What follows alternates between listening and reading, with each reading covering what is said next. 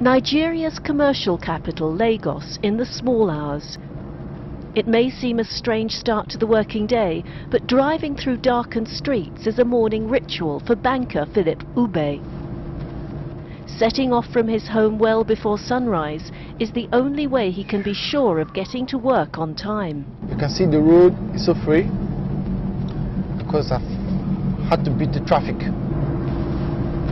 For if Philip leaves home even half an hour later, he's guaranteed to encounter this.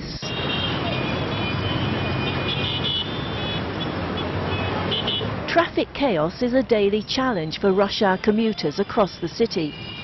Jams and crawling traffic can last for hours, with tailbacks extending for several kilometers.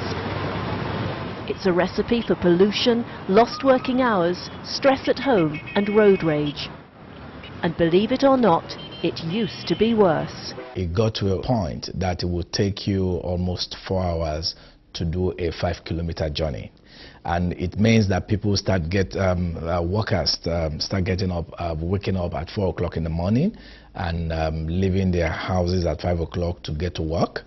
And then they will leave work at about 5 o'clock and not return back home until 12 midnight. So they have lost their social lives. But an end to Lagos commuters' woes may finally be in sight with the creation of a multi-billion-dollar electric light railway system. The project is a public-private partnership. The plan is for a network of 7 lines, parts of which will be elevated, that will provide affordable transport throughout the city. With each train able to carry thousands of passengers, the aim is to radically cut the number of vehicles currently clogging the streets.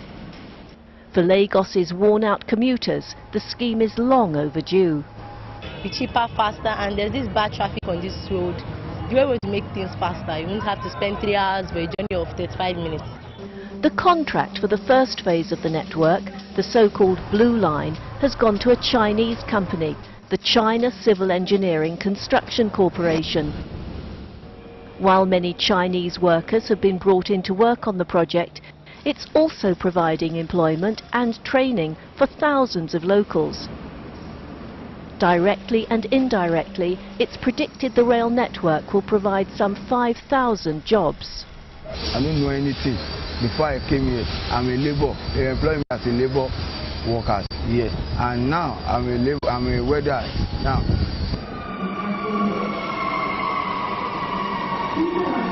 Lagos is not the only African city looking to urban rail networks to ease its congestion nightmares. South Africa has led the way with the How train, currently Africa's fastest passenger rail service, which was launched last year. With speeds of up to 160 kilometers per hour, it now links Johannesburg with OR Tambo International Airport and the country's administrative capital, Pretoria. The Kenyan capital, Nairobi, which, according to a recent survey, has some of the world's longest traffic jams, is also planning its own light railway and upgrading existing routes. So at least the railway comes in and it will take more people than normal, because we have all the trucks and other personal vehicles and things like that moving the same route. But at least with the commuters, it's going to be easier. Back in Lagos, work is on schedule for the new light railway's first line to open in 2013.